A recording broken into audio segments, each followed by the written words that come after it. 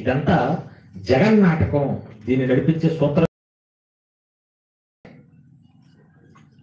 దర్శకుడు. ఒక సినిమాలో ఎన్నో పాత్రలు ఉంటాయి కదా, మంచోడుగా ఒకడిని, హీరోగా ఒకడిని, విలన్గా ఒకడిని, కమీడియన్గా ఒకడిని. ఈ పాత్రలన్నీ ఒక అతను క్రియేట్ చేస్తాడు. అతనే సూత్ర డైరెక్టర్. దాన్ని ఈ భూమి మీద కూడా ఎంతో మంది మనుషులు, చెడ్డోళ్ళు ఉన్నారు, ఉన్నారు, యేసుని నమ్మే వాళ్ళు ఉన్నారు, లేదంటే వేరే దేవుళ్ళు నమ్మే వాళ్ళు ఉన్నారు, తాగుబోతులు ఉన్నారు, తిరుగుబోతులు ఉన్నారు, హంతకులు ఉన్నారు, మాస్టర్స్ ఉన్నారు, డాక్టర్స్ ఉన్నారు. వీళ్ళందరినీ పుట్టించి వీళ్ళందరినీ ఈ బతుకుల ద్వారా ఆడిస్తున్న స్తోత్రధారి దర్శకుడు ఎవరు? దేవుడు.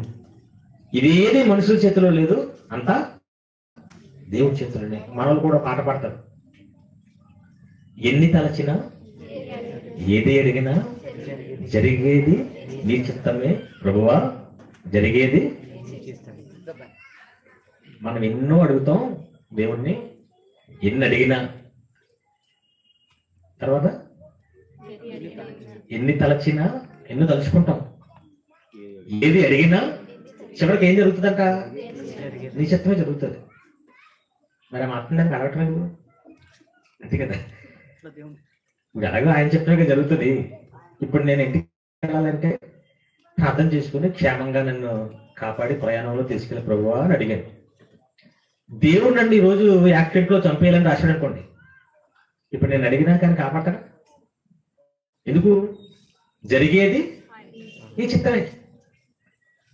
ఉద్యోగం రావాలి ప్రభువా అని కోరుకున్నాం అనుకోండి, రావాలని లేదనుకోండి ఆయన చిత్తంలో, మనం అడిగినా లేదు, రావాలని ఉందనుకోండి, మనం అడగకపోయినా వచ్చేది కదా. ఈ వాక్యానికి ఈ ప్రార్థనలు ఎందుకు, ఈ భక్తి ఎందుకు?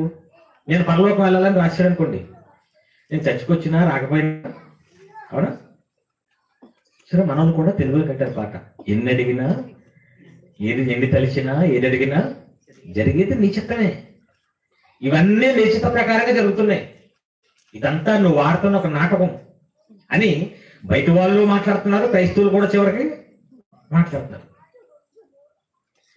ఇప్పుడు అది సర్వచిత్తంబు నీదే ప్రభు అంటే, ఈ భూమి మీద జరుగుతున్న ఈ బ్రతుకులన్నీ కూడా నిజంగా దేవుడే ఇలా రాసేసాడు అందరే.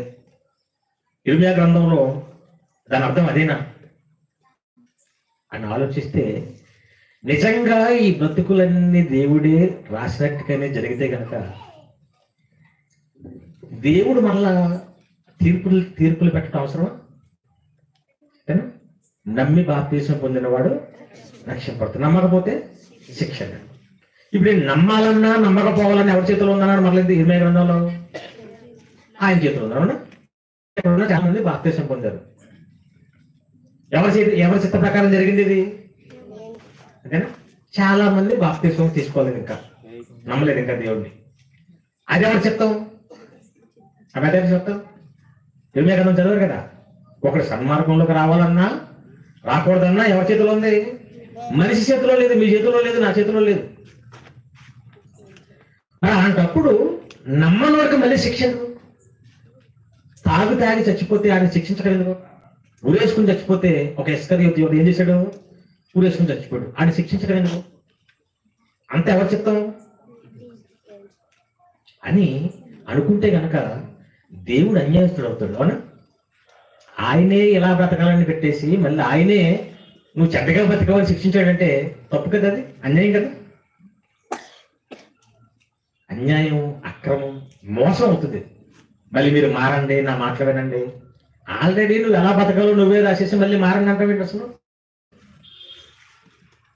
ఇలాగా దేవుణ్ణి చాలా మంది అపార్థం చేసుకున్నారు.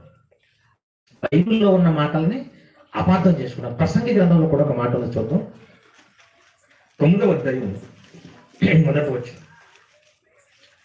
ప్రసంగి గ్రంథము 9వ అధ్యాయం 1వ వచనం. నీతిమంతులను జ్ఞానులను వారి క్రియలను దేవుని వశమను సంగతి స్నేహం చేయుటైనను ద్వేషించుటైనను మనుషుల వశములో లేదని సంగతి అదంతయు వారి వలన కాదని సంగతియు పూర్తిగా ఏమన్నట్టు రావట్లేదు ఇక్కడ. ఎవరితో స్నేహం చేయాలి, చెడ్డ స్నేహం చేయాలా, మంచి స్నేహం చేయాలా, పూర్తిగా వారి చేతిలో లేదు. అంటే మనుషులు ఏది చేసినా వారి చేతిలో లేదంటాడు. ఎంతకి అంటే ఈ జీవితాలన్నీ ఎవరి చేతిలో ఉన్నాయి? ఇప్పుడు దేవుడే ఆడిస్తున్న ఒక నాటకం ఇది, సూత్రధార ఆయన. అలాంటప్పుడు మళ్ళా మారామని చెప్పటం ఎందుకు, మనం చర్చలకు రావటం ఎందుకు, అవునా, ఈ భక్తి ఎందుకు, ఈ బోధన ఎందుకు, ఇవన్నీ అనవసరం కదా. ఇంకా అంతా దేవుడి చిత్త ప్రకారంగా జరిగితే ఇవన్నీ సమాజంలో మానవ ఆలోచనలు ఇవన్నీ. కానీ దేవుని ఆలోచనలు వేరేగా ఉంటాయి. బైబుల్ అన్నా దేవుడైనా అర్థం చేసుకోవటం అసమస్య విషయం కాదు. ఏదో చర్చకొచ్చేసి కొంతమంది బాధలు, దేవుణ్ణి నమ్ముకో రోగాలు పోతాయి, దేవుణ్ణి నమ్ముకో అప్పులు పోతాయి, దేవుణ్ణి నమ్ముకో ఉద్యోగాలు వస్తాయి, దేవుణ్ణి నమ్ముకో ఇల్లు కట్టుకుంటావు, దేవుణ్ణి నమ్ముకుంటే పిల్లలు పుడతావు, ఇవన్నీ చెప్పేటప్పటికి పొలవమని వెళ్ళిపోతుంటారు చర్చిలకి. అవునా, చర్చిలు ఖాళీ ఉండవు. 25 వచ్చిందంటే ఖాళీ ఉండవు, ఆదివారం వస్తే ఖాళీ ఉండవు. ఈ బ్యాచ్ అంతా ఎవరు అనుకుంటున్నారు? దేవుణ్ణి నమ్ముకుంటే మాకు ఏదో కలుగుతుంది అనే బ్యాచ్. అవునా, ఎందుకు వచ్చావమ్మా దేవుని వెనకతే? అప్పులు ఎక్కువైపోయింది అందుకు వచ్చాను అంటారు. ఏమైపోయిందా? నువ్వు అప్పులు అయిపోతే ఆయన ఏం చేస్తాడు? అప్పులు ఎందుకు చేసావు? దేవుని కోసం చేసావా? దేవుణ్ణి మీటింగ్లు పెట్టడానికి చేసావా? దేవుణ్ణి చర్చ కట్టడానికి చేసావా? ఎందుకో నీ ఇష్టానుసారంగా చేసావు. ఎవరి దగ్గరకు వస్తే ఇప్పుడు నాకు అప్పులు ఎక్కువైపోయిందని ఎస్ఐ గారి దగ్గరికి వెళ్ళామనుకోండి, ఏమంటాడు? నీకు అప్పులు ఎక్కువైపోతే నేనేం చేయనమ్మా అంటాడు. అంతే కదా. 10 లక్షలు అప్పు ఉందని ప్రెసిడెంట్ గారి దగ్గరికి వెళ్ళామనుకో ఏం చేస్తాడు? నాకు కూడా ఉన్నాయమ్మా అంటాడు. అంతే కదా. నువ్వు అప్పులు చేసి నువ్వు రోగాలు తెచ్చుకొని నువ్వు నీ ఇష్టానుసారంగా చెప్తే దేవుడి దగ్గరకు వచ్చి అడిగితే ఎలా ఎందుకు? అసలు దేవుడు అంటే ఏంటో సమాజానికి అర్థం కాలేదు. ప్రపంచంలో అత్యంత కష్టమైనదంటూ ఉంటే దేవుణ్ణి అర్థం చేసుకోవటమే కష్టం. దేవుణ్ణి అంటే మన ఇంట్లో ఉన్న మనుషులే అప్పుడప్పుడు అర్థం కాలేదు అంటారు. అవునా, నా భార్య ఇప్పటికీ అర్థం కాలేదు, నా భర్త ఇప్పటికీ అర్థం కాలేదు, నా ఫ్రెండ్ ఇప్పటికే ఏంటి అర్థం కాలేదు అంటాం. చిన్న చిన్న తలకాయలు, చిన్న చిన్న జీవితకాలం, వీళ్ళే నీకు అర్థం కాకపోతే డైరెక్ట్ గా చూస్తున్న వాళ్ళని మాట్లాడటం. ఈ విశ్వాన్ని, ఈ మానవ మనుష్య తలకాయలన్నింటినీ కలిగించిన మహానుభావుడైన ఆయన ఈజీగా అర్థమైపోతాడా? ఆయన అర్థం చేసుకోవడం కష్టం అండి. అందుకే ఆయన అర్థం కావాలంటే బైబిల్ చదవాలి, బైబిల్ బాగా నేర్చుకోవాలి. ఇప్పుడు ఆలోచిద్దాం, ఇదంతా జరిగిస్తుంది దేవుడేనా? ఈ నాటకాలన్నీ ఆడిస్తుంది ఆ సూత్రధారి దేవుడేనా? సమాజం అనుకుంటుంది నిజమేనా? ఒకవేళ ఇదంతా జరిగిస్తుంది దేవుడు అనుకుంటే, మొట్టమొదట జంట ఆదాము అవ్వ వాళ్ళ విశ్వంలో అనుకున్నాడు, ఒక రాత రాశాడు, మీరే పండు తినవద్దు. సూత్రధారి రాశాడు, అవును, ఈ పండు తినకూడదు, తింటే చచ్చిపోతాడు. ఆయన అనుకున్నట్టు జరిగిందా? జరిగిందా? ఎలా వెళ్ళబోతున్నారు తను? జరిగిందా జరగలేదా? ఎవరండి ఎలా ఊపం? సూత్రధారి ఆడిచుంటాడు అలా ఊపమని. ఇది కూడా దేవుడి మీద పెట్టాడా? అమ్మ తినొద్దు అన్నాడు కదా దేవుడు. వాళ్ళు తిన్నారా తినలేదా? ఇప్పుడు దేవుడు అనుకున్నాడు జరిగిందా? మరి దేవుడు ఆడిస్తున్న సూత్రధారి మొదట్లోనే పోయింది. అవునా, ఆయన అనుకున్నది మొదట్లోనే జరగలేదు.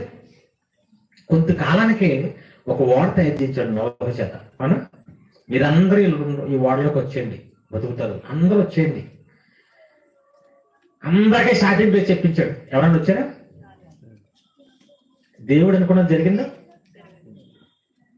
అసలు ఈ ప్రపంచంలో మనుషుల విషయంలో ఏదైతే దేవుడు అనుకుంటున్నాడో అది అసలు జరగట్లేదు. అదేనా? జరగట్లేదు. కాబట్టి యెషయా గ్రంథం చూడండి, మొదటి అధ్యాయం 2వ వచనం. యెషయా గ్రంథము మొదటి అధ్యాయం 2వ వచనం. యెహోవా మాట్లాడుతున్నాడు. ఆకాశమా ఆలకించుము, భూమి చెవియొగ్గుము. నేను పిల్లలను పెంచి గొప్పవారినిగా చేసి తిని వారు నా మీద ఏం చేశారు అంటే ఇప్పుడు ఆయన అనుకున్నట్టు జరుగుతుందా జరగట్లేదా? బాధపడుతున్నాడు. ఎవరితో చెప్పుకుంటున్నాడు? ప్రకృతితో చెప్పుకుంటున్నాడు. సో నేను పెంచి తల్లి గర్భంలో మంచి ఆ రూపాన్ని ఇచ్చి, తాగడానికి నీరిచ్చి, పీల్చుకోవడానికి గాలిచ్చి, ఇంత విశ్వాన్ని ఇచ్చి, కుటుంబాలని పిల్లల్నిచ్చి నేనే పోషిస్తుంటే వీళ్ళెవరో నా మాట నేను అనుకున్నట్టుగా జరగట్లేదు. ఇక్కడ సమాజం ఏమంటుంది? దేవుడే ఆడిస్తున్నాడు ఇదంతా, దేవుడు అనుకున్నదే జరుగుతుందని సమాజం అంటుంది. పాటలు కట్టారు కానీ దేవుడు ఏమంటున్నాడు? అసలు నేను అనుకున్నదే. యేసుక్రీస్తు వారు ప్రార్థన చేయమన్నారు ఏమని? పరలోకమందు నీ చిత్తం నెరవేరినట్లు భూమి మీదను నెరవేరును దాకా. అక్కడ నెరవేరుతుంది కానీ ఇక్కడ కూడా నెరవేరాలని కోరుకుంటున్నాడు. ఎందుకు నెరవేరుతుందా నెరవేరట్లేదా? నెరవేరట్లేదు కాబట్టి చూసుకున్నాను. అంటే దేవుడు చిత్తం, అసలు దేవుడు అనుకున్నది ఏమీ జరగట్లేదని దేవుడు ఫీల్ అవుతున్నాడు, దేవుడు బాధపడుతున్నాడు.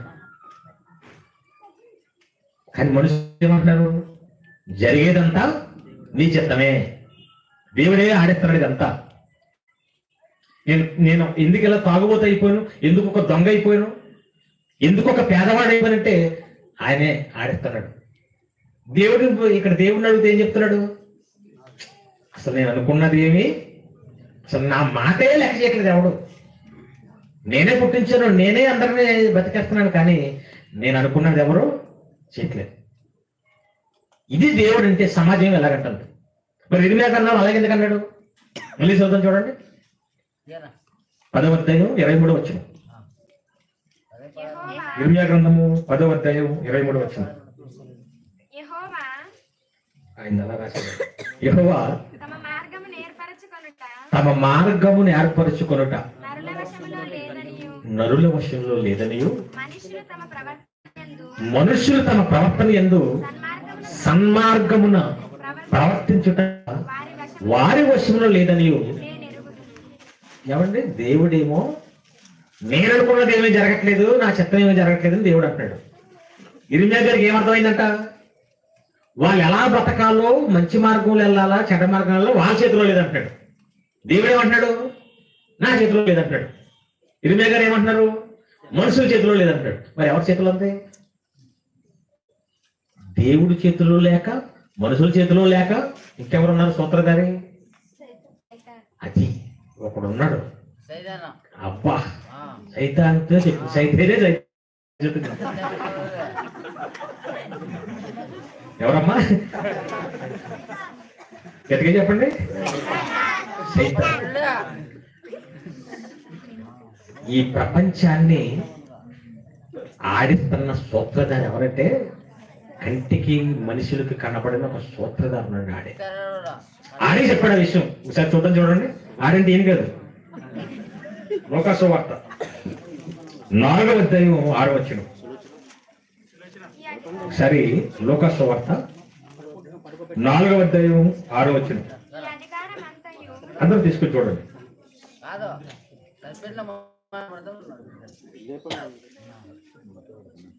లోకాసు వార్త 4వ అధ్యాయం 6వ వచనం. ఈ అధికారమంతయు, దైవమే చెప్తుంది, సాతాను చెప్తుంది చూడండి. ఈ అధికారం అంతయు మనుషుల మీద నాకు అధికారం, ఈ రాజ్యముల మహిమయు నీకు అది నాకు అప్పగింపబడి ఉంది. లోకం ఈ అధికారం అంటే ఎవరైతే ఈ మనుషులంతా నా గుప్పుట్లో ఉన్నారంటాడు. గుప్పుట్లో ఉండటం అంటే నేను ఎలాగ ఆడితే అలాగ ఆడతారు. ఆడుతున్నారా లేదు? మనుషుల చేతుల్లో వాళ్ళ జీవితం లేదంటే దేవుడి చేతుల్లో లేదు. అలాగని మనుషుల చేతుల్లో కూడా. మా ఇంటి దగ్గర ఒక అతను, మా ఇంటి పక్కనే ఒక అమ్మాయికి పెళ్లి చేశారు. 2 ఆడపిల్లలకి. అతను విపరీతంగా మందు తాగుతున్నాడు. తాగి లివర్ పాడైపోయాడు.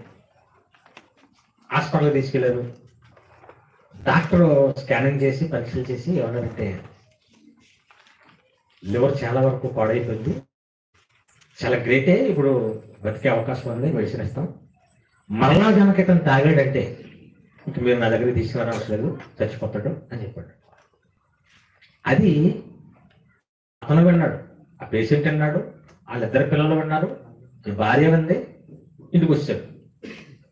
ఒక 6 నెలల పాటు ఆ మెడిసిన్ వాడినాడు, చక్కగా రికవర్ అయ్యాడు, అంతా బాగుంది. 6 నెలల తర్వాత మళ్ళీ మొదలుపెట్టాడు. ఎవరు?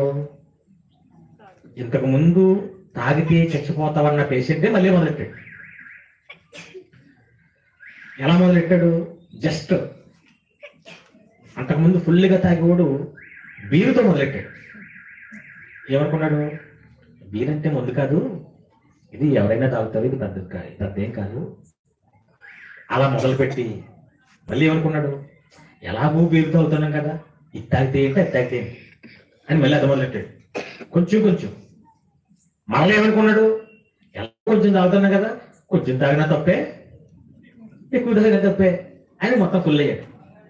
అలా అయ్యి కరెక్ట్గా నేను ఈ మీటింగ్స్కి బయలుదేరేటప్పటికి మొన్న శనివారం మళ్ళా హాస్పిటల్ తీసుకెళ్ళాను. ఈసారి స్కాన్ చేసి ఏం చెప్పాడంటే 2 కిడ్నీలు డ్యామేజ్ అయిపోయాయి, లివర్ పూర్తిగా పాడైపోయింది, 1 వారం కంటే ఎక్కువ బతకడని చెప్పేశాడు. ఇంక దీనికి వైద్యం కూడా లేదు. ముందు కూడా చెప్పాడు కదా, ఏమని? నువ్వు తాగితే ఇంకా బతకవని. అయినా ఎందుకు తాగేశాడు? ఇలా చాలా మంది, మా ఇంటి పక్కన ఇంకొకడు ఉన్నాడు, అతని పేరు యేసు. అలా పాపం ఏం పేరు పెట్టింది అనుకుంటున్నారు? యేసు అని పెట్టిన పేరు. ఆడు ఎప్పుడు వేస్తూనే ఉండేవాడు. ఏంటి? ముందు వేస్తూ ఉండేవాడు పాపం. అలా తాగేసి వచ్చినట్టునే ఓరే యేసుగా తిట్టిది అమ్మ. ఏం పేరెట్టి కదా, మన వాళ్ళు ఏ కదా మరి అమ్మాయి అంటారు కదా, ఒలే మరీదానా అంటది. ఎందుకు పెట్టావు పేరు, మళ్ళీ ఎందుకు ఒలే మరీదానా అని చెప్తావు? సరే ఒరే యాకోబుగా, సరే ఆ యాహన్గడు ఎక్కడ చచ్చాడు కదా. పాపం యేసుక్రీస్తు తిరిగేవారు అంతా, అవునా? అలాగా ఏసుగాడు నేను తిట్టి ఆడి తాగిపోతే అయిపోయి ఆడికి కూడా చెప్పేశారు, ఇక నువ్వు తాగితే చచ్చిపోతావు. ఏమన్నా డాక్టర్ చెప్పేస్తున్నా, కళ్ళ ముందు పిల్లలేమో ఎడుతున్నారు, నాన్న మానే నాన్న అని. ఒక పక్క భార్య ఏమో రోజు గొడవ పడుతుంది, బాధపడుతుంది, ఇంట్లో అప్పులు అయిపోయాం, ఆరోగ్యం పాడైపోతుంది, నువ్వు లేకపోతే మా పరిస్థితి ఏంటి, మాకు దిక్కెవరు? పిల్లలు ఏడుస్తున్నారు, ఎవరింటికి వచ్చినా చెప్తున్నారు, ఎందుకురా ఈ బతుకు మానేసి కదా, అప్పుల పాలు అయిపోతున్నా కదరా, నీ బతుకు ఎంతరా, అసలు మీ జీవితం ఎంతరా, నీకేంటి అలవాట్లేదురా అని తెలుస్తున్నా. ఇప్పుడు ఏమని ముఖం అంతా నీరు పట్టేసి ఇలా నొక్కుతుంటే చొక్కలు పడిపోయి నీరైపోయింది, బ్లడ్ అంతా నీరుగా మారిపోయింది. అతనికే తెలిసిపోతుంది నేను చచ్చిపోతానండి.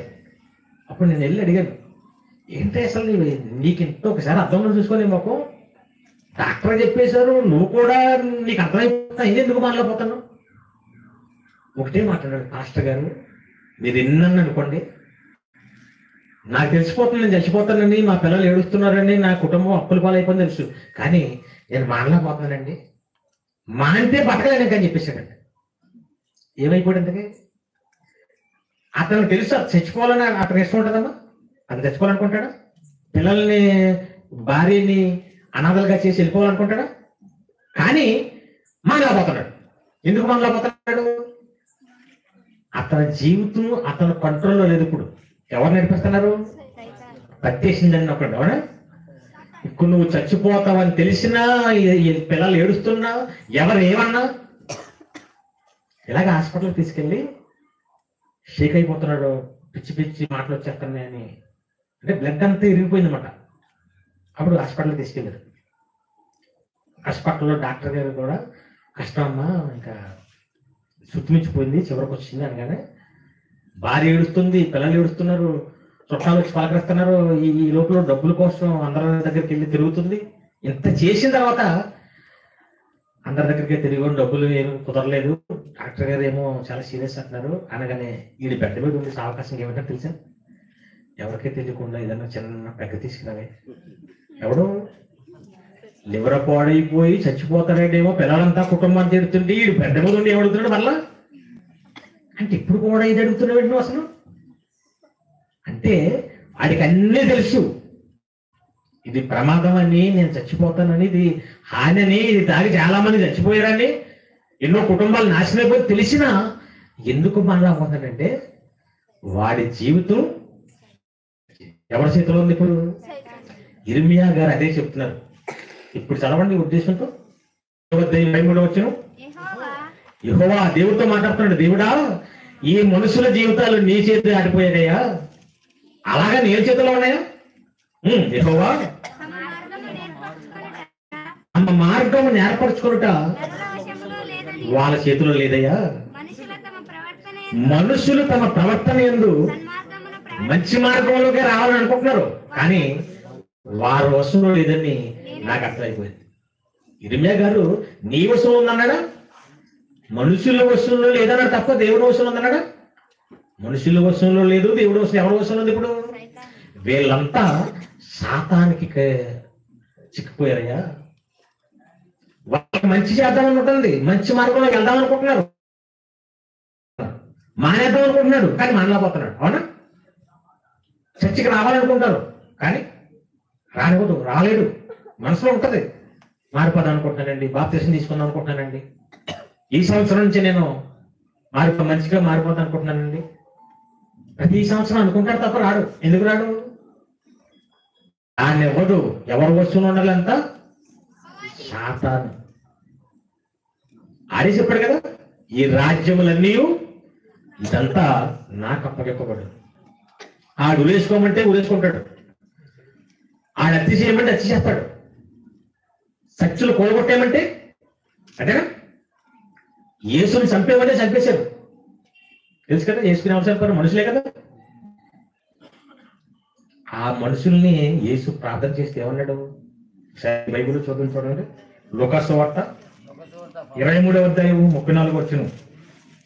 లూకాసు వార్త 23వ అధ్యాయం 34వ వచనం. యేసు, తండ్రి వీరేమి చేస్తున్నారో వీరెరుగరు. ఏమంటే ఏమంటున్నాడు అక్కడ? వాళ్ళకి తెలియదు ఏం చేస్తున్నారు. యేసుని చంపటం, కొరడాలతో కొట్టడం, సిలువ ఎక్కి తెలియదా? తెలుసు, కానీ వాళ్ళ చేత అది చేస్తుంది ఎవరు? వాళ్ళ నాటితున్న సూత్రధారు ఉన్నాడు, జగన్నాథ సూత్రధారి. ఎవడు? అపవాది. వాడే వాళ్ళని రెచ్చగొట్టాడు. వాడే ఏ తప్పు చేయని అమాయకుడిని వాళ్ళు ఏమన్నా అన్నాడు? యేసు వాళ్ళ బూతులు తిట్టాడా? వాళ్ళ దగ్గర ఏమైనా దోచుకున్నాడా? ఏమీ చేయకపోయినా ఆయన చెప్తున్నారు. ఆయన అద్భుతాలు చేశాడు, రోగాలు బాగు చేశాడు, ఎంతో మంది కుటుంబాలని చక్కబెట్టాడు. ఇన్ని మంచి పనులు చేస్తున్నా మంచి ఎందుకు చంపేస్తున్నారు? వాళ్ళ చేత పని చేస్తుంది ఎవరు? సూత్రధారు ఉన్నాడు, ఆ చేత ఆట ఆడిస్తున్నాడు. తెలుసు కాబట్టి ఏసేమన్నాడు? తండ్రి వీళ్ళకి తెలియదు, పాపం వీళ్ళ అమాయకులు, వీళ్ళు ఆడుకుంటా, వీళ్ళ చేత సూత్రధారు ఆడేస్తున్నాడు కాబట్టి వీళ్ళకి ఏం తెలీదు, అందుకే నుంచి చూసారా? ఇంక అర్థమైంది ఏమని? సమాజం అంతా అది ఆడిస్తున్నాడు. ఒక ఇస్కరియోతు చేత ఆట ఆడించాడు. అవునా? అప్పగించేసాడు, డబ్బులు తీసుకున్నాడు. మళ్ళా పోయింది యోధాకి. ఏంటి అక్కడ నేను అప్పగించాను, నా వల్ల అతను చంపేస్తున్నారు, ఈ పని చేయకూడదు అని మళ్ళా యోధాగా ఆలోచన వచ్చి అట్టికి తీసేసాడు డబ్బులు. మళ్ళా ఆయనకు వచ్చినట్టు మళ్ళీ మొదలెట్టించింది ఆ చేత. ఏమని? ఒక గొప్ప నువ్వు అప్పగించావు, నీకు నేను బతకనెవరు, నేను అందరూ అసహించుకుంటారు, వీళ్ళు చచ్చిపో, ఊరేసేసుకో. ఆ మెల్లి ఊరేసేసుకున్నాడు. అవునా? సూత్రధార ఆడుతున్నా ఈ రోజు జరుగుతున్న ఆత్మహత్యలు, తాగుబోతులు, ఈ అత్యాచారాలు, సమాజంలో ఇవన్నీ జరగడానికి కారణం ఏంటి? మనుషులు వాళ్ళ బ్రతుకులు వాళ్ళ చేతుల్లో లేకుండా చేసుకున్నారండి. ఎవరికి ఇచ్చేసారు? జుట్టు అపవాదికి ఇచ్చారు. ఇంతకుముందు సినిమా ఏంటంటే 6th సెన్స్, అందులో ఒక విలన్ క్రియేట్ చేసి డైరెక్టర్ ఏమని, ఆడు మనుషుల్ని వశీకరణం చేస్తుంటాడు. అలా కొంతసేపు 2-3 సెకండ్లు కళ్ళలో కళ్ళు పెట్టి చూశాడంటే అంతే, ఈడేం చెప్తే చేస్తారు. అది చాలా మంది చూసే ఉంటారు. కాడు 2 నిమిషాలు అలా 7th సెన్స్ 6th సెన్స్ ఏదో మొత్తం మీద 7th సెన్స్. ఓకే, సరే, మంచి గుర్తు పెట్టుకుంటారు కదా. ఆ కళ్ళు పెట్టి కళ్ళులో 2 నిమిషాలు చూశాడంటే అంతే. ఆడేం చెప్తాడు చమమాట చేసిపోతాడు వెళ్ళి, ఆడి వశం అయిపోతాడు. ఈ రోజు ప్రపంచం అందరి కళ్ళలోకి ఎవరికి కొలిపెట్టి చూశారనమాట. సాతాను దూసేసింది అందరినీ. ఇంకా ఆడేం చెప్ బూతులు తిట్టంటే మొదలెడుతుంది అంటే కదా. ఇది దేవుడు చిత్తం లేదు. సూత్రధారి ఎవరు అయిపోయినప్పుడంటే దేవుడు ఉండాలి. అసలు సూత్రధారి అవునా? పుట్టించింది ఆయన, బ్రతికిస్తుంది ఆయన, ఇవన్నీ చేసింది ఆయన. కానీ ఆయన పక్కకి వెళ్ళిపోయాడు. నడిపిస్తున్నవాడు ఎవడయ్యాడు? ఇప్పుడు సూత్రధారి అపోధ అయిపోయాడు. అందుకే వారి స్థానుసారంగా దొరుకుతారు. చివరికి పౌలు గారు కూడా ఒక మాట ఉన్నారు చూడండి. రోమిలికి రాసిన పత్రిక 7వ అధ్యాయం 19వ వచనం. రోమిలికి రాసిన పత్రిక 7వ అధ్యాయం 19వ వచనం. నేను చేయగోరు మేలు చేయక చేయగోరని కీడు చేస్తున్నాడు. ఎవరంటారు ఈ మాట? ఏమను మేలు చేయాలనుకుంటున్నాడు కానీ ఏం చేస్తున్నాడట? అదేంటి అంటే అతని జీవితం కూడా తన చేతిలో కంట్రోల్లో లేదు. అతను కూడా ఎవరు చూసేశారన్నమాట. అంతే కదా. పౌలు గారినే కాదు, ప్రపంచంలో ఉన్న అందరినీ ఏం చేసింది? అది వశపడి చేసుకోండి, ఆడేస్తుంది. అంటే మనం చేయాలనుకుంటున్నాం, మంచి చేయలేకపోతున్నాం. చాలా మంది నేను చెప్పే బోధ కరెక్ట్ అని తెలుసు కానీ మా దగ్గరికి రారు. మా ఇంటి దగ్గర చర్చికి నా పక్కనే ఒక చర్చ్ ఉంటుంది. ఆదివారం తప్ప ఇంకేం పెట్టుకోరాదు. ఆదివారం కూడా ఏదో ఒక గంట పెట్టుకుంటారు. ఆ గంటలో ఒక అరగంట పాటలు పాడతారు. ఇంకొక అరగంట ఆ పాస్టర్ గారు గత 20 సంవత్సరాల నుంచి చెప్పిందే చెప్తుంటాడు. అది ఆల్రెడీ రిఫరెన్స్ తీసిన వెంటనే అది అండర్లైన్ చేసుకుంటుంది మనకి. అంటే ఇంతకు ముందు చెప్పేసిందే మళ్ళీ అదే చెప్తుంటాడు. ఒక వారం కృప, ఒక వారం ప్రేమ, ఇదే ఆత్మఫలం ఉంటుంది చూసారా, ప్రేమ, సంతోషం, సమాధానం, అలాగే చెప్పుకుంటాడు. అలాగే జోగి జోగి వెళ్ళిపోతాడండి ఎంతో కొంత కోటకేసి. ఇదే జరుగుతుంటది. ఈ లోపల మేము మంచి మంచి పాఠాలు పెట్టి, సెమినార్లో మీటింగ్లు పెట్టి పాంప్లెట్లు ఇవ్వడానికి వెళ్తుంటాం. ఒక ఆవిడ దగ్గరికి వెళ్ళి పాంప్లెట్లు ఇస్తే ఏమందంటే, నాకు వద్దు బాబా పాంప్లెట్, మేము రాము మీటింగ్ అన్న. ఏమా అంటే, మాది ఏమన్నా తప్పు చెప్తున్నావు అంటే, మీది 100% నిజం, మా దగ్గర నిజం లేదు, ఏమీ లేదు, నాకు అసలు వాక్యమే సరిగా రాదు, మీ దగ్గరే నిజం, నేను మనస్ఫూర్తిగా చెప్తున్నాను కానీ నేను రాను. అదేంటి మాదే నిజం అంటున్నావు, మీ దగ్గర వాక్యం లేదంటున్నావు, ఎందుకు రావు అంటే రానండి. ఇంకా ఏమో తప్పు కాదంటున్నావు కదా, ఇప్పుడు మిమ్మల్ని ఏమైనా కానుకలు అడుగుతున్నావా? మీరు ఏం కానుకలు అడగరు, మీరేమీ అసలు మోసమే చేయరు మీరు, కానీ మేము రాము. ఇది ఎక్కడ గౌరవం ఆయన, ఎందుకు రానంటావమ్మా? ఎందుకు రానంటే నాకు ఇంక చిన్నప్పటి నుంచే ఏం ఉండిపోయినండి అలాగే. ఇంక అక్కడక్కడే నాకు పేరు పెట్టారు, నాకు బాప్తిసం ఇచ్చాడు, నాకు పెళ్లి చేశాడు ఆయనే, రేపు చచ్చిపోతే ఆయన దినం చేస్తాడు అదే కదా. ఇదిగో మొన్న ఈ మీటింగ్ పెట్టారు గుంతకల్లో, ఒక 5గురు రాలేదు. ఎందుకు రాలేదు? ఫోన్ చేశాడు ఈయన. వాళ్ళు కూడా సేమ్, మేము వచ్చేస్తే మా సంఘం వాళ్ళు మాకు సమాధిలో చోటు ఏమని అంటున్నారు. ఎందుకు ఎవరంట? సమాధిలో చోటు కోసం రాలేదంతకి. అంటే చచ్చిపోయినప్పుడు వీళ్ళకి ఏం కావాలంట? పరలోకంలో సీటు కావాలా, సమాధిలో చోటు కావాలా? పరలోకంలో ఎక్కడ పోతే మాకెందుకు, చచ్చిపోతే మాత్రం మా వాళ్ళందరూ తీసుకెళ్ళి అక్కడే కట్టాలి. ఎందుకు? నువ్వు చచ్చిపోతే నీ శరీరం ఏమైపోతా నీకు తెలుసా? అసలు పోయి శరీరంతో చచ్చిపోతామని తెలిసే కొంతమంది యాక్సిడెంట్లు అయి చచ్చిపోతారు. అవునా? వైఎస్ రాజశేఖర రెడ్డి గారు గాల్లో చచ్చిపోయాడు, హెలికాప్టర్లో. శవం ఏమైనా దొరికిందా? ఏదో మొక్కట్టుకొచ్చాడు, ఆయనదో ఏదో తెలియదు, ఎవరిదో తెలియదు. ఆ హెలికాప్టర్ పోయి అక్కడ ఏ పని చచ్చిపోతే ఆ మాసం తెలియదు. అంతే కదా. పులివెందుల్లో పెట్టారు అక్కడ ఏడుపులపాయ, ఏంటంటే ఏడుపులపాయనా? నేను కూడా వెళ్ళాను ఆ పులివెందుల్లో. ఒకసారి మీటింగ్కి వెళ్తే నన్ను తీసుకెళ్లారు. వైఎస్ రాజశేఖర రెడ్డి సమాధి చూద్దాం రండి. వెళ్తే అక్కడ ఏముంది, పెద్దది కట్టేశారు, ఏదో బాడీ అంతా దొరికినట్టు. ఎంత సంగతి ఉందా, ఎంత దొరికిందా, ఎంత మూట కట్టుకొచ్చారు ఆ రోజు. అవునా? ఆ మూటకే జగన్ దండం పెట్టారు, తిరిగి మోసుకెళ్ళేది. ఒక్కొక్క బాడీ అయితే అసలు దొరకదు. అవునా? కాలిపోతుంటది. అసలు చచ్చిపోయిన తర్వాత నీ చోటు పడలేదు. చనిపోయిన తర్వాత నీ ఆత్మ ఎక్కడికి వెళ్ళాలి? పరదేశికి వెళ్ళాలి. ఏమన్నా? అది ఇంపార్టెంట్. అక్కడికి ఆత్మ వెళ్ళాలంటే నీకు సరైన వాక్యం కావాలి. ఇది మానేసి సమాధిలో చోట్లేదు, పెళ్లి చేయడానికి మా పాస్టర్ రానన్నాడు. ఇదా పిల్లలకి పేర్లు ఎట్టన్నాడు, చిన్నప్పటి నుంచి నాకు బాప్తిసం ఇచ్చాడు, నాకు సీముడు వస్తే తీశాడు. ఇదా ఇది ఎక్కడ దాడు, ఇందుకోసం వెళ్తారా అలా చెప్పింది. అప్పుడు అనుకున్నాను నేను, అంటే ఈవిడికి మంచిదో తెలుసు, అవునా, ఇక్కడికి వస్తేనే పరలోకం వెళ్తానని తెలుసు, కానీ రాలేకపోతుంది.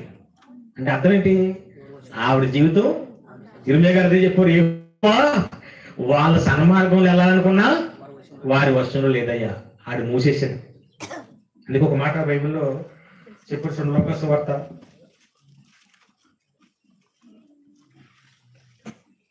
11వ అధ్యాయం 52వ వచనం. లోకాసు వార్త 11వ అధ్యాయం 52వ వచనం. అయ్యో ధర్మశాస్త్రోపదేశకులారా, మీరు జ్ఞానమును తాళపు చెవిని ఎత్తుకుని పోతిరి, మీరును లోపల ప్రవేశింపరు, ప్రవేశించే వారిని కూడా చూడండి ఏం చేస్తారంట, వాళ్ళు రారు, వచ్చే వాళ్ళు కూడా వాళ్ళు రాని ఉండకపోతే నేను ఎందుకు రారు, వీళ్ళ జీవితం వీళ్ళ చేతిలో లేదు కదా. మా ఇంటి దగ్గర నాకు 2వ చర్చ్ ఉందా, చర్చ్ దగ్గర మీటింగ్ పెట్టి చర్చ్ స్టార్ట్ చేసాం. చాలా మంది చర్చికి రావటం మొదలు పెట్టారు. వేరే పక్కన ఇంకో చర్చ్ ఉందో ఆ చర్చ్ వాళ్ళు కూడా రావటం మొదలు పెట్టారు. 2 ఫ్యామిలీస్, 2 ఆడవాళ్ళు వస్తున్నారు. మా వాక్యం నచ్చి, ఎలాంటి ఎప్పుడు వినలేదండి, అసలు ఇలాంటి జ్ఞానం ఎప్పుడు, ఇలాంటి పాఠాలు ఎప్పుడు వినలేదు, ఇదంతా సెపరేట్ గా ఉంది అని కంటిన్యూ చేయడం మొదలెట్టారు. ఈ లోపల పాస్టర్ గారు ఇంటికి వెళ్ళిపోయాడు. వెళ్ళిపోయి ఏడ్చేస్తాడండి, ఇంకా చనిపోలేడు. ఇప్పుడు ఎందుకు వెళ్తారమ్మా ఏం అడగలేదు, ఇంకా డైరెక్ట్ ఏడ్చేయడమే అంతే. తర్వాత వారం వచ్చి ఆవిడ ఏం చెప్పిందంటే, ఇంక మేము రానండి అంది. ఏమ్మా, మా పాస్టర్ గారు ఏడుస్తున్నారండి. పిల్లోడు ఏడుస్తున్నాడు ఎందుకు వెళ్ళిపోతున్నాడు ఒక అర్థం ఉంది కదా, ఎందుకు వెళ్ళిపోతున్నాం అంటే పిల్లోడు ఏడ్చేస్తాడండి అంటే అర్థం ఉంది. ఎవరు ఏడ్చేస్తున్నారంట, ఇంటికి వచ్చి ఏడ్చేస్తాడంటే నీకు అర్థం కావాలి కదా, ఇది ఎంత దొంగ అని, అవునా. అది ఏం చెప్పాలి, అమ్మా ఇన్ని రోజులు మా చర్చకు వచ్చావు, నీకు మాది నిజం అనిపించలేదా, నిజం అనిపించకపోతే వెళ్ళిపో అంటేనా. మా దగ్గరకు వచ్చారనుకోండి, ఎవరైనా మానేశారనుకోండి, వాళ్ళు మేము బతిమలాడడం, మేము నిజం చెబుతాం. ఇక్కడ లేని నిజం బయట ఎక్కడ ఉంటే వెళ్ళు, లేదా ఇక్కడే ఉండు. వెళ్ళిపోతున్నావు కాబట్టి ఎందుకు వెళ్ళిపోయామ్మా, ప్లీజ్ అమ్మా రామ్మా అని 2 కన్నీళ్ళు కాల్చి అంత అవసరం లేదు, అంత తికానా లేకుండా ఏం లేదు ఇక్కడ, అవునా. వస్తే నీకు బాగుపడతావు, పోతే నీకే ప్రమాదం. యేసుక్రీస్తు దగ్గరికి చాలా మంది వచ్చారు. ఒకరోజు ఆయన చెప్పిన బోధ నచ్చక వెళ్ళిపోయారు కనుక. ఏమన్నాడు ఆయన, 11 మంది మిగిలి 12 మంది మిగిలినారు, మిగతా వాళ్ళంతా. అప్పుడు ఆయన ఏమన్నాడు, ఒకసారి వెళ్ళి ఓ మాట చెప్పి తీసుకురండి అని కనలేదు. మీరు కూడా వెళ్ళిపోవాలనుకుంటే వెళ్ళిపోండి. ఎందుకు, వాళ్ళు ఈయన దగ్గరికి రావటం వల్ల ఈయనకు ఉపయోగమా వాళ్ళకి ఉపయోగమా, వాళ్ళకి ఉపయోగం, ఈయనకేం నష్టం, అవునా. అలాగే సత్యం దగ్గరికి రావాలంటే మీకు ఉపయోగం తప్ప చెప్పేవాడు కాదు. అలాగని వెళ్ళిపోతాడు ఏడుస్తున్నాడంటే అక్కడ ఏదో ఫ్రాడ్ జరుగుతుందా, నీ ద్వారా ఏదో ఆశిస్తున్నాడు. ఇదే విషయాన్ని ఇక్కడ చెప్తున్నాడు. లోకాసు వార్త, మత్తయి సువార్త 23వ అధ్యాయం 14 వచ్చి అదే మాట అక్కడ ఉంటుంది చూడండి. మత్తయి సువార్త 23వ అధ్యాయం 14 వచ్చి, మీరు మనుషుల ఎదుట పరలోక రాజ్యమును మూయుదురు, మీరందులో ప్రవేశింపరు, ప్రవేశించే వారిని. అంటే వీళ్ళ లాక్ అంత ఎవరి చేతిలో ఉంది ఇప్పుడు, వాళ్ళు పెట్టుకున్నాను. కొంతమంది మేము మీటింగ్లు పెడతాం అనుకోండి, ఆ చుట్టుపక్కల ఉన్న వాళ్ళు రాని వస్తుంది. ఏంటి వాళ్ళ క్రైస్తువులే కదా, వాళ్ళు ఎందుకు రావట్లేదు, చెప్తుంది దేవుడి మాటలే కదా. వాళ్ళ జీవితం వాళ్ళ చేతిలో లేదు. మేము రావాలనుకున్నామండి కానీ మమ్మల్ని వెళ్ళొద్దన్నారు. ఎవరు వెళ్ళొద్దంటే నువ్వెందుకు అనుకోలేవు, నీ జీవితం నీ ఇష్టం కదా. అంటే ఈరోజు భక్తులైనా భక్తిహీనులైనా ప్రపంచ మనుషుల్ని వాళ్ళ జీవితం వాళ్ళ చేతిలో లేకుండా ఒకడు ఆడిస్తున్నాడు. ఆడే జగన్నాటక సూత్రధారి. అదే పెట్టండి టైట్లు. ఏం టైట్లు, సూత్రధారి ఆడిస్తున్నా, సూసైడ్ చేసుకుని చచ్చిపోతున్నారంటే, అత్యాచారం చేస్తానంటే, తాగేసి తిరుగుతున్నారంటే, బతుకుతున్నారంటే, ఎవరు ఆడిస్తున్నారు అంతా? ఈ జీవితాలన్నీ నాశనం చేసేది వాళ్ళ చేతిలో లేదు ఇంకా.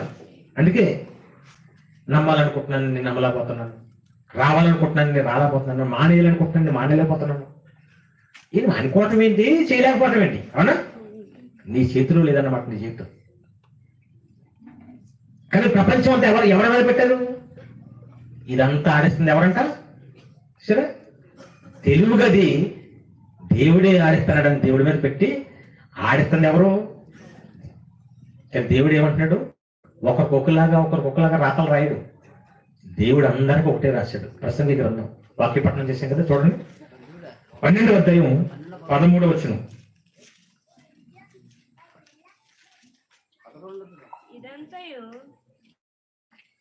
ప్రసంగి గ్రంథము 12వ అధ్యాయం 13వ వచనం. ఇదంతా వినిన తరువాత తేలిన ఫలితార్థం ఇదే. మనుషులందరికీ చెప్తుంది ఇదే, దేవుడు ఒకటే. దేవుని యందు భయభక్తులు కలిగి ఉండి ఆయన కట్టడాలను అనుసరించి నడుస్తుండవలెను. మానవ కోటికి ఇదే విధి. ఆయన రాసింది ఇదే.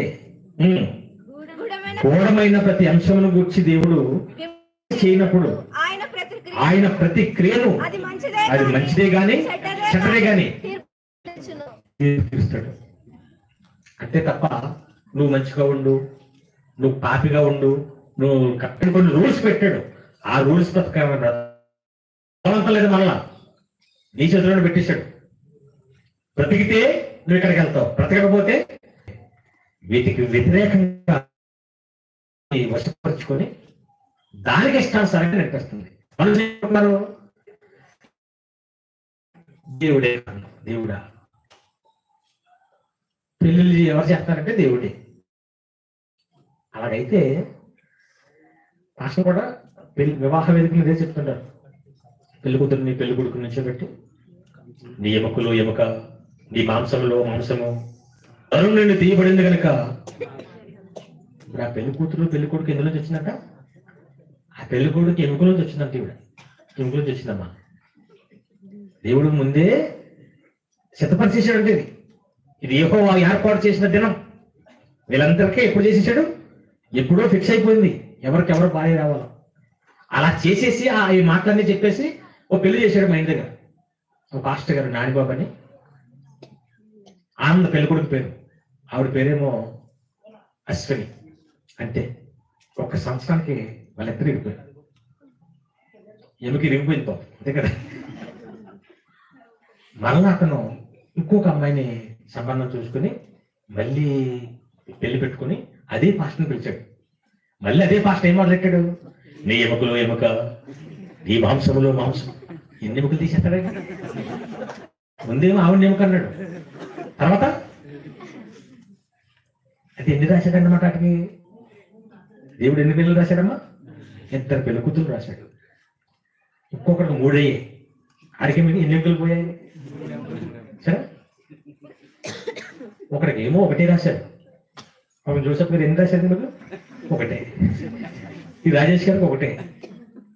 మా ఇంటి దగ్గర 3. నాకు 1 రాయలేదు. పౌలు గారు 1 లేదు. ఇదేమని చేయండి దేవుడు లేవు, నాకేమిటి లేదు అంటే చూసా విచిత్రం. ఇవన్నీ దేవుడు రాస్తాడా? మళ్ళీ దేవుడే రాసేసాడు. చక్కటి భార్య ఇచ్చావు తండ్రి, చక్కటి భర్త ఇచ్చావు తండ్రి అని ముందనేసి మళ్ళీ ఆ భార్య కొట్టేస్తున్నారు, విసిగిచ్చేస్తున్నారు అనుకోండి. అందరికీ మంచి భార్యలు వచ్చారు, నాకే దయ్యాలు కొట్టు వచ్చింది. అందరికీ మంచి భర్తలు వచ్చారు, నాకే దేవుడు ఇచ్చాడు అంతేనా? ఎవరికో వాళ్ళే నచ్చితే చేసుకుంటారు. అవునా? నువ్వు సెలెక్ట్ చేసుకుని, నువ్వు ఏర్పాటు చేసుకుని ఎవరు సెలెక్ట్ చేశారంటున్నావు? నువ్వు తాగుబోతుగా మారిపోయి కలరాత్రి రాశాడు ఆ పాటలు పాడమంటున్నాడు నా దగ్గర. నువ్వు మానలేవా? నువ్వు నీ జేబులో డబ్బులు పట్టుకెళ్ళి కొట్లో ఇస్తున్నావు నువ్వు. అవునా? ఆ సీసా కొనుక్కుంటున్నా నువ్వు, ఆ మూత తిప్పుతున్నావు నువ్వు. బలవంతంగా పొల్లు బిగబెట్టి అది ఎలా తాగుతారు మళ్ళా? సరే, ఒక రకమైన ఫీలింగ్ తో తాగుతుంటాడు. అంత అవసరమా అనిపిస్తుంది నాకు. మళ్ళీ ఎర్రకొచ్చు అంటాడు, ఎర్ర వచ్చేస్తున్నాడు, అంత ఇబ్బంది కలుగుతుంది. మళ్ళీ అది రాకుండా వెంటనే నాకేస్తుంటాడు. అంత బలవంతంగా నువ్వే కొనుక్కుని ఓపెన్ చేసి చెప్పల పడుతూ తాగేసి ఎలా రాశాడు బాబు అన్నావు. ఇది ఎక్కడ దారుణం? చేసిందంతా నువ్వా, రాసింది ఆయన. మనుషులు ఆడుతున్న నాటకం కదా ఇది. ఎవడాడిస్తున్నాడు? సూత్రత. ఆడి చేసిన పని మీద ఎవరు పెట్టిన ఎవరి మీద పడతాను? దేవుడి మీద పడతాను. తప్పు కదా. అందుకే సమాజానికి ఏం చెప్పాడంటే, క్రైస్తువులకు ఏం చెప్పాడంటే, యేసుక్రీస్తు చెప్పినట్టుగా తాగుబోతులు కనబడినా, ఈ పాపులు కనబడినా ఈడు పాపి అనకూడదు. పాప మనల్ని అలా చేసింది ఎవరు? అపవాది. అందుకే ఏం చెప్పాడంటే, యెషయా గ్రంథం మాట చదువు చూడండి. యెషయా గ్రంథము ముగింపులోకి వెళ్ళిపోదాం. 58వ అధ్యాయం 6వ వచనం. యెషయా గ్రంథము 58వ అధ్యాయం 6వ వచనం. దుర్మార్గుల కట్టిన కట్లను విప్పుటయు. ఏం కట్టేసిందంట? దుర్మార్గుడు కట్టిన కట్లు. ఎవరు కట్టేసింది? ఈ మానవ సమాజాన్ని వారి జీవితం వారి చేతుల్లో లేకుండా, వారి జీవితానికి వారి సొంత నిర్ణయాలు తీసుకోకుండా దెయ్యం కట్టించేసింది వాళ్ళ చేత. కాడిమాను మోకలంటే తెలుసా? ఎద్దులు ఉంటాయి కదా, 2 ఎద్దులు. ఎడ్లు బండికి అడ్డంగా ఒక సిలువలాగా ఉంటుంది ఒక అవునా, దానికి 2 ఎద్దుల్ని ఆ బండి కాల అతను ఆ పైకి ఇలా లేపి, ఆ బల్లి ఇక్కడ ఉండాలి ఏవో తెలియదు కానీ ఆ చిన్నప్పుడు ఉండి అలా బండి లేపినట్టునే కిక్ కిక్ ఏదో సౌండ్ చేస్తుంటాడు అడ్డుకి అని ఏదో అంటుంటాడు. అంటే ఆ 2 ఎద్దులు వచ్చేసి మెడ పడతాయి. అలా పెట్టిన వెంటనే అది లాక్కెళ్ళాలి కదా. అలా లాక్కెళ్తున్నప్పుడు ఈ ఎద్దు లాగెళ్ళిపోయినా బండి పడిపోద్దని ఆ మధ్యలో 2 రాడ్లు తెచ్చుతాడు. అవునా, హోల్ పెట్టేదానికి. దాన్నే మోకులు అంటారు. కాడిమాను మోకులు, మేకులు చదవండి. కాడిమాను మోకులు అంటే అవి అటు ఇటు వెళ్ళిపోకుండా కట్ట చేసేయడానికి ఆ 2 పెట్టేస్తుంటారు. మనుషులు కూడా దెయ్యం ఏం చేసిందట? ఏడు దాని చేతిలోంచి బయటకు వెళ్లకుండా మోకులు లాంటివి పెట్టేసిందట, బంధించేసింది. ఇంకా ఆ జీవితం వాడి సొంతం ఆ నిర్ణయాలను కానీ తీసుకోలేడు. అది మంచి అని తెలిసినా ఆడ మార్గంలోకి రాలేడు. అక్కడికి రావాలని ఉంటుంది, రాలేడు. ఇది చెడుదని తెలిసినా మానలేడు. ఆ రూట్లో వెళ్ళిపోతుంటాడు. ఇలా చేసేసింది దెయ్యం. చదవండి మళ్ళా. దుర్మార్గులు కట్టిన కట్లను విప్పుటయు, కాడిమాను మోకులు తీయటయు, దాని చేత బాధింపబడి దాన్ని బయటికి రాలేని వారిని విడిపించుటయు, ప్రతి కాడిని విరగొట్టుటయు. ఇది కదా మీరు చేయాలి. క్రైస్తవులేమో అన్నం మానేసి మోకాలు ప్రార్థించి చచ్చినడిపోతున్నారు. అదేమో మనుషులందరినీ బంధించేసి వారిని నిత్యనాగ్ని దండంగా తీసుకెళ్ళిపోతుంది. వారందరినీ కాపాడండి అయ్యా, ఆ బంధకాలను విడిపించండి అని దేవుడు మనందరినీ కోరుకుంటాడు. వాళ్ళని మనం విమర్శించకూడదు, వాళ్ళని హేళన చేయకూడదు. పాపంలో అపవాది మాయలోకి వెళ్ళిపోయారు అన్నమాట. పాస్టర్ని కొట్టేస్తూ, బైబిల్ తగలబెడుతూ, చర్చలు కొలబడుతూ, మీకు పర్మిషన్ ఉంది ఇక్కడ ప్రకటించడానికి అని తిరగబడుతుంది చూసారా?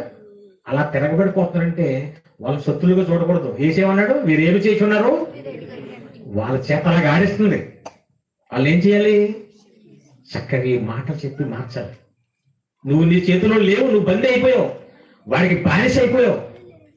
బయటకు వచ్చి ఆలోచించు, ఏదో నిజమో ఆలోచించు, నేను ఎవరు పుట్టించాలో ఆలోచించు, ఇది ఎంత మంచి మార్గం ఆలోచించు. నీ మనోనేత్రాలను వెలిగించుకో. మనోనేత్రాలు మూసేసింది అది. మీరేమి చేస్తున్నారో. అందుకే ఎలాంటి వాళ్ళందరినీ కాపాడటమే క్రైస్తవులు చేసే పని. అది ఎలాంటి పని చేసింది? పేతురు రాసిన మొదటి పత్రిక 5వ అధ్యాయం 8వ వచనం. పేతురు రాసిన మొదటి పత్రిక 5వ అధ్యాయం 8వ వచనం. నిబ్బరమైన బుద్ధి గలవారై మెలకువగా ఉండుడి. మీ విరోధైన అపవాది గర్జించు సింహం వలె ఎవరిని మింగి ఎవరిని వాడు స్వాధీనంలో తెచ్చుకోవాలా అని వెతుకుతూ తిరుగుతుంది. చివరికి వాళ్ళందరినీ బంధించేసింది, సర్వలోకమును మోసం చేసింది. అలా వాడి బందీ అయిపోయిన మనుషులను, సమాజాన్ని ఆడు ఆడిస్తున్నాడు. అలాంటి మనుషులందరినీ కాపాడేవాడే క్రైస్తవుడు. అలా మనం కాపాడాలంటే ముందు మనమేం చేయాలి? ముందు అపవాదికి మనం చోటివ్వకూడదు. అదేనా? చివరిగా మాట చూసి ముగించుకున్నాం చూడండి. యోహాను సువార్త 4వ అధ్యాయం 7వ వచనం. యోహాను సువార్త 4వ అధ్యాయం 7వ వచనం. క్షమించండి, ఎపిసీలకు రాసిన పత్రిక, యోహాను సువార్త కాదు, ఎపిసీలకు రాసిన పత్రిక 4వ అధ్యాయం 27వ వచనం.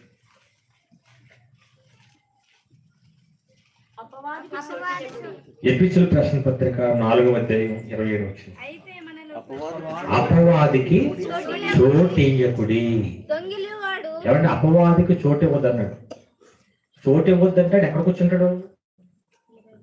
ఆమె ఎక్కడ కూర్చుంటాడు కదా? హృదయం ఎక్కడ ఉంటది?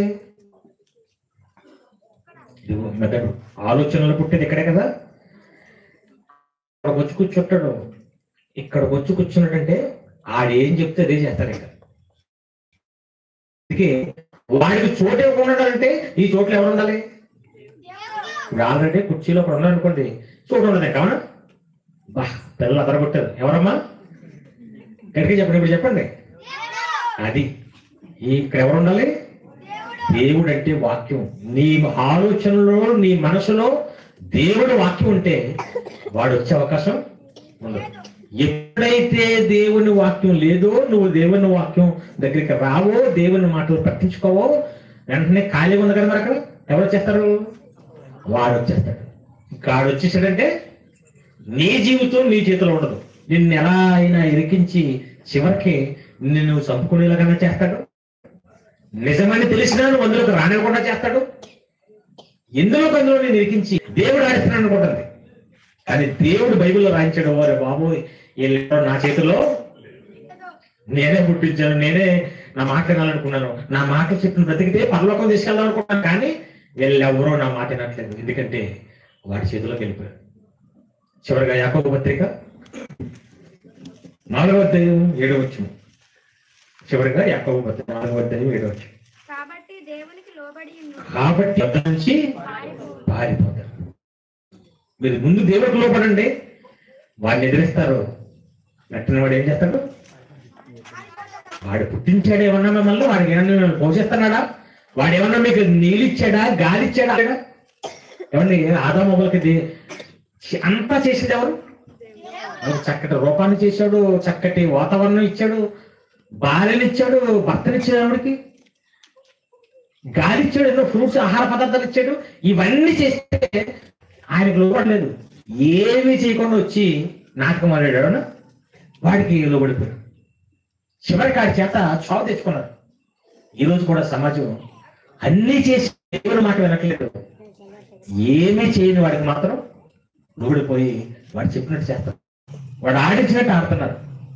అందుకే యేసుక్రీస్తు వారు, తండ్రి పరలోకమందు నీ చిత్తం నెరవేరుతుంది కానీ భూమి మీద నెరవేరుతుంది. ఈ పిచ్చి సమాజం ఏమనుకుంటుంది? బొమ్మను చేసి ప్రాణం పోసి ఆడుతున్నావు, ఇది మనుషులు ఆడే ఆట అనుకుంటారంట, ఆ దేవుడు ఆడే ఆట అని ఇంకోటి కట్టాడు పాట. దేవుడు ఆడితే బాగానే ఉంది, అవునా? దేవుడు ఆడిస్తే చక్కగా ఉంటుంది. దేవుడి చిత్తం జరగట్లేదు అంటే ఎవరి చిత్తం? అపవాది చిత్తమే జరుగుతుంది. ఇక్కడున్న మీరు ఇంతకీ దేవుడి చిత్తానుసారంగా ఉన్నారా? మీరు కూడా అపవాదికి ఆటంకంగా మారిపోయారు. ఆలోచించుకోండి. ఎప్పుడు అర్థమవుతుంది అది? ఇది నిజమని తెలుస్తుందండి, ఈ బోధ నిజమని తెలుస్తుంది, అయినా నేను రాలేదండి అనిపిస్తుందంటే అర్థమేంటి? ఆటబొమ్మ అయిపోయాను. అవునా? నీ కీ నీ చేతిలో లేదు. నేను ఎప్పటి నుంచో మారిపోవాలనుకుంటున్నానండి, బాప్టిజం తీసుకోవాలనుకుంటున్నాను, కానీ తీసుకోలేకపోతున్నాను అంటే అర్థమేంటి? నీకు నిజమని తెలిసినా, నువ్వు మంచి అని చేసినా నువ్వు చేయలేకపోతున్నావు అంటే ఈ అలవాటు చెడు నాకు తెలిసిపోతున్నాను, కానీ నేను చేయకుండా ఉండలేకపోతున్నానండి. నీకు అర్థమైపోవాలి. నువ్వు అనుకుంటున్నావు మంచి అని, చేయలేకపోతున్నావు. నువ్వు కూడా ఏమైపోయావు? వాడి చేతిలోకి వెళ్ళిపోయి వశీకరణ అయిపోయావు. అలా కనిపిస్తే ఆలోచించండి, స్పృహలోకి రండి, మనోనేత్రాలు వెలిగించుకోండి, మీ జీవితాన్ని దేవుని చేతిలో పెట్టండి. ఇక్కడ బాగుంటుంది, చనిపోయాక కూడా బాగుంటుంది. అర్థమైందమ్మా పాఠం? ఏం పాఠం? సూత్రధారి ఆడుతున్న ఈ ప్రపంచాన్ని ఆడిస్తుంది ఎవరు? చెప్పండి. ఇప్పుడు ఎవరు ఈ ప్రపంచాన్ని బ్రతికిస్తుంది? ఎవరు? దేవుడు. ఎవరు పోషిస్తుంది? ఎవరు నడిపిస్తుంది? ఎవరు పిల్లల్ని ఇస్తుంది? ఎవరు ఆరోగ్యాన్ని ఇస్తుంది ఎవరు? కానీ ఎవరు నేర్పిస్తున్నారు? ఎంత పాపం అది! సరే, అది వచ్చి అపరాధం చెప్పాడు.